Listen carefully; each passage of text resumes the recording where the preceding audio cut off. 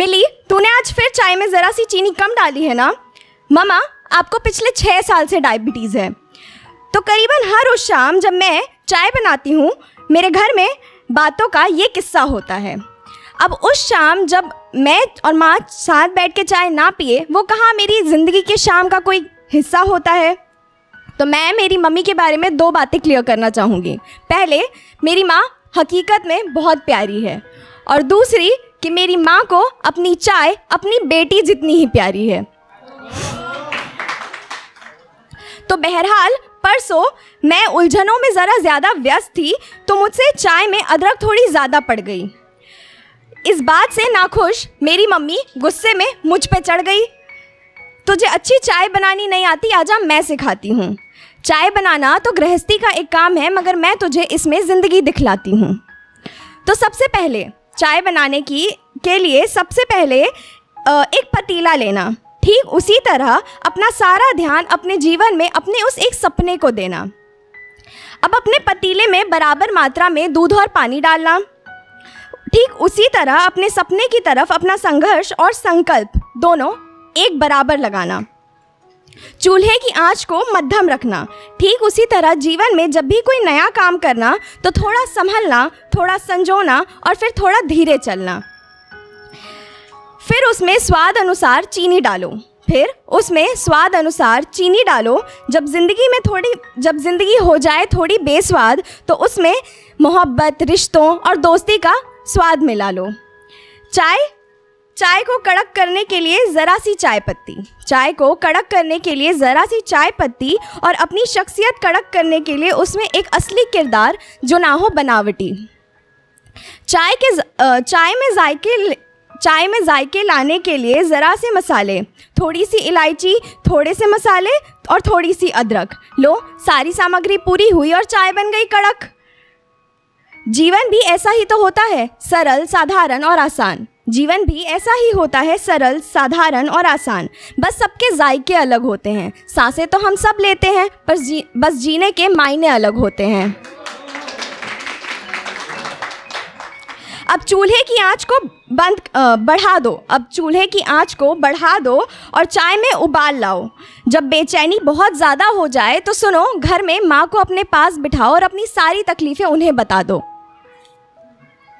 जब चाय में उफान आ जाए या ज़िंदगी में तूफ़ान आ जाए, जब चाय में उफान आ जाए या ज़िंदगी में तूफ़ान आ जाए तो आंच बंद कर देना। थोड़ा सहमना, थोड़ा सहजना, थोड़ा बूझना और फिर से जीवन को एक नए सिरे से शुरू कर देना।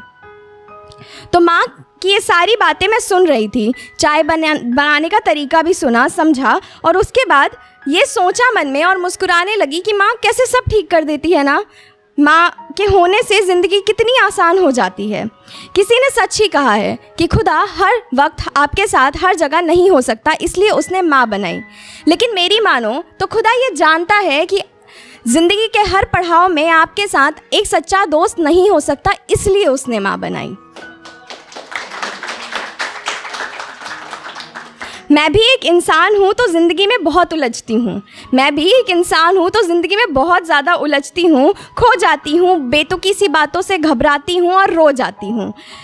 मेरी माँ मुझे तब सहलाती है, अपने पास बुलाती है, गले से लगाती है, अपने सारे नुस्खे बताती है, और आज भी वो मुझे प्यार से अपनी गुड़िया बुलाती है। सुबह घर से जाऊं तो ध्यान रखना कहती है। सुबह घर से जाऊं तो ध्यान रखना कहती है। माँ की जान हूँ मैं और माँ मुझ में ही तो रहती है। खाना ना खाऊं तो माँ आंखें दिखाती है। खाना ना खाऊं तो माँ आंखें दिखाती है, और प्यार से चुपचाप खा लूँ इसलिए बच्चों की तरह 100 बातें बनाती है।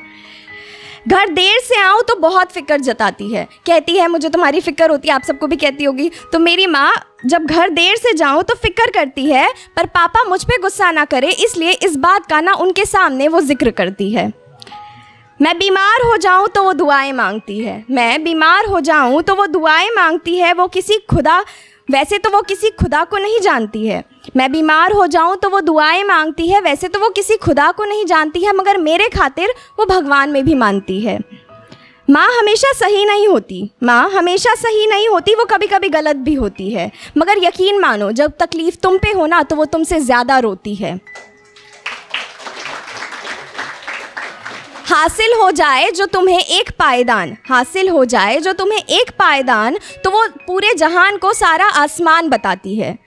हासिल हो जाए जो तुम्हें एक पायदान, तो वो सारे जहान को पूरा आसमान बताती है। माँ तुम पे ही तो अपनी सारी जान लुटाती है। अपने सपनों की कभी फ़िक्र नहीं की माँ ने, अपने सपनों की कभी फ़िक्र नहीं की माँ ने हमारे परवरिश के खातिर। मगर माँ आज भी गुस्से में कई दफ़ा ये कह देती है कि मैं नहीं रहूँगी ना तब तुम्हें पता चलेगा। ये आप सबकी मम्मी भी बोलती होंगी कि मैं नहीं रहूँगी ना तब तुम्हें पता चलेगा।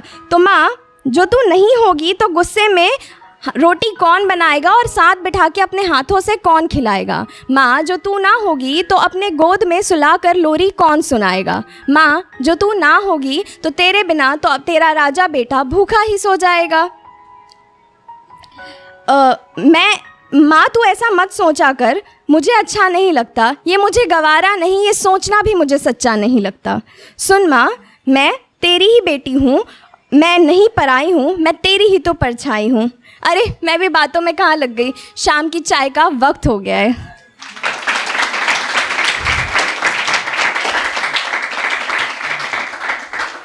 ये तो मेरी पोएम थी, बट इसके अलावा मेरे पास आप सबके लिए एक बात है। महफ़िल में छोड़ जाती हूँ, जो साथ ले जाए वो ले जाना, वरना महफ़िल में रह जाएगी। कि एक बार ना मेरी हम सबकी मम्मियों की आदत होती है ना, वो बहुत सारी शॉपिंग करते हैं और थोड़ा सा बचा लेते हैं साइड पे, या पैसे बहुत सारे होते हैं तो थोड़ा सा साइड पे निकाल के रख देते हैं। तो एक बार मैंने उनसे पूछा, ये जो आप हर चीज़ अलग साइड पे रखते हो ये किसके लिए रखते हो? तो उन्होंने बोला बुरे वक्त के लिए। तो मैं इस महफ़िल में आशा करूँगी कि जिस बुरे दिन के लिए माँ बचाती है ना, वो बुरा दिन किसी माँ का ना आए।